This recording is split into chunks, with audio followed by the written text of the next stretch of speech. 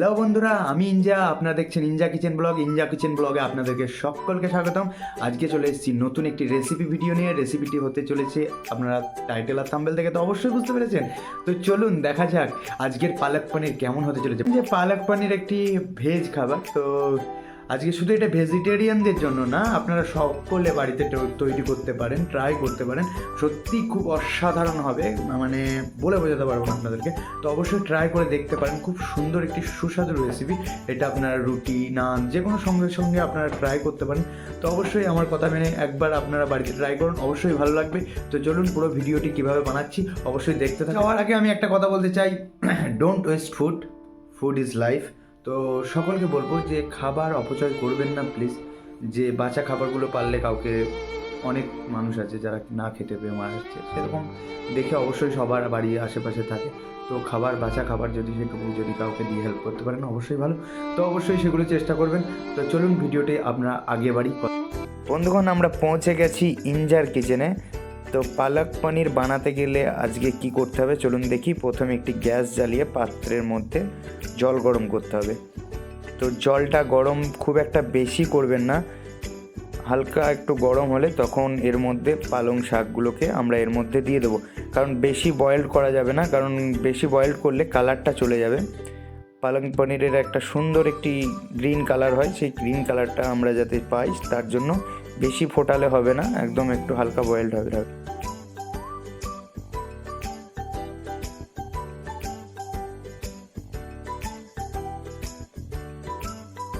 তো আমাদের প্রায় হয়ে এসছে বয়েলড।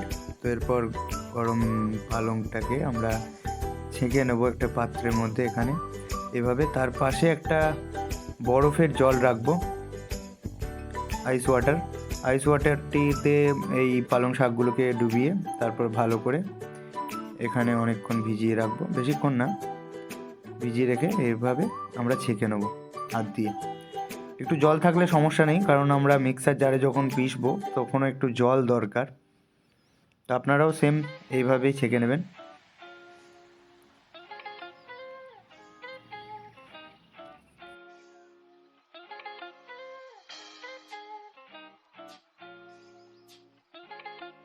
এবার মিক্সিং জারের মধ্যে এইগুলোকে একটা একটা করে ছাড়িয়ে, মানে একটু ছাড়া করে এর মধ্যে ভরে দেবো পালং শাকগুলোকে।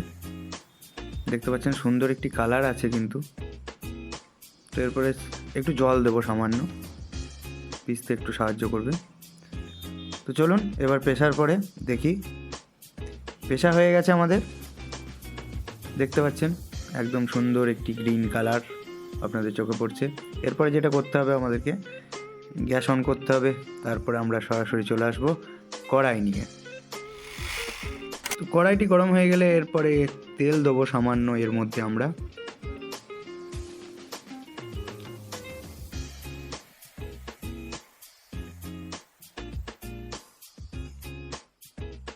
দেখতে পাচ্ছেন তেল গরম হয়ে গেছে। এবার গোটা জিরে দিলাম,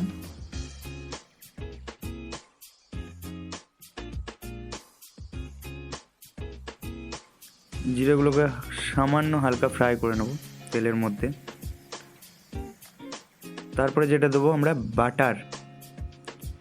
বাটার দিয়ে দিলাম। আপনারা দেখতে পাচ্ছেন বাটারটি একটু গরম হয়ে গেলে এর মধ্যে গলে যাবে, কোনো সমস্যা নেই।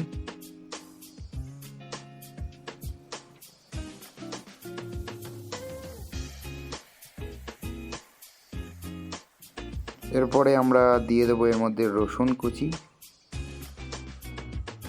সামান্য পরিমাণ। রসুনের কালারটা একটু পিঙ্ক টাইপের হয়ে যাবে যখন সামান্য ফ্রাই করে। তো তারপরে দিয়ে দেবো সামান্য লঙ্কা কুচি, আদা কুচি। তো এটাকেও সামান্য হালকা ফ্রাই করে নেব। তারপরে দিয়ে দেবো আমরা পেঁয়াজ কুচি। আপনারা দেখতে পাচ্ছেন দেওয়া হয়ে গেছে আমাদের পেঁয়াজ কুচি। তো এটা হালকা ফ্রাই হয়ে যাবে যখন, এরপর আমাদেরকে দিতে হবে পালং শাকের যে পেস্টটা তৈরি করে রেখেছিলাম, সেটা এর মধ্যে ঢেলে দিলাম। সুন্দর একটি কালার দেখতে পাচ্ছেন, কালারটা দেখেই মনে হচ্ছে কাঁচা খেয়ে নিই। আপনাদের কি মনে হচ্ছে জানি না। তো এটা মিক্স করে নিলাম ভালো করে। এবার একটু গরম করে নেব। জাস্ট সামান্য পরিমাণে লাল লঙ্কার গুঁড়ো, সামান্য পরিমাণে লবণ স্বাদ মতো, আবার ভালো করে মিশিয়ে নেব। খুব একটি সিম্পল রান্না এটা, আপনারা সবাই বাড়িতে চাইলে করতে পারবেন, কোনো সমস্যা নেই। এরপর একটু সামান্য জল দিলাম। এটা রান্নাটা যতটা সহজ, খেতেও ততটাই টেস্টি। এর মধ্যে পনিরগুলো দিয়ে দিচ্ছি। আপনারা পনিরগুলো চাইলে আপনারা একটু সেঁকে নিয়েও দিতে পারেন, বাট আমার মনে করি এটা কাঁচা দেওয়াটাই বেস্ট, আমার ভালো লাগে। তো আপনাদের যদি মনে হয় ভেজে দিতে তো অবশ্যই দিতে পারবেন।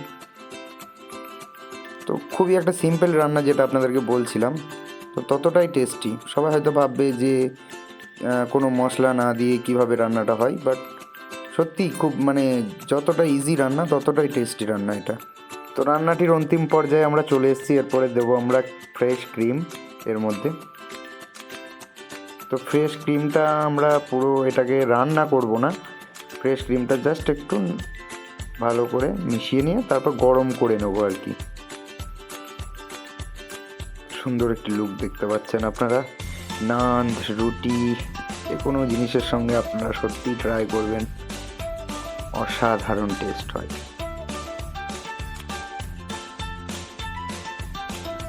তো হয়ে গেছে দেখতে পাচ্ছেন। এবার গ্যাসটি বন্ধ করে দেবো। এরপরে চলে যাব আমরা রেডি টু সার্ভ।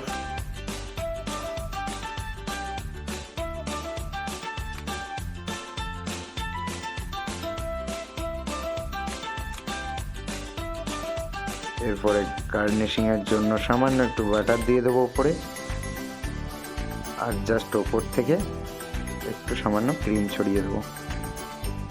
তো এটাই ছিল আজকে আমাদের পালক পনির রেসিপি। তো আপনাদের রেসিপিটি যদি ভালো লেগে থাকে অবশ্যই কমেন্ট সেকশনে একটা কমেন্ট করে জানিয়ে দেবেন, আর আপনাদের রেসিপিটি কেমন লেগেছে সেটাও জানাবেন। যদি ভালো লেগে থাকে বন্ধু পরিবার সবার সঙ্গে শেয়ার করতে পারেন, আপনারাও বাড়িতে ট্রাই করতে পারেন। তো আজকে আবার দেখা হচ্ছে অন্য কোনো ভিডিওতে, আপনাদের নতুন রেসিপি নিয়ে আসার চেষ্টা করব। সবাই ভালো থাকবেন, সুস্থ থাকবেন, টাটা, বাই বাই।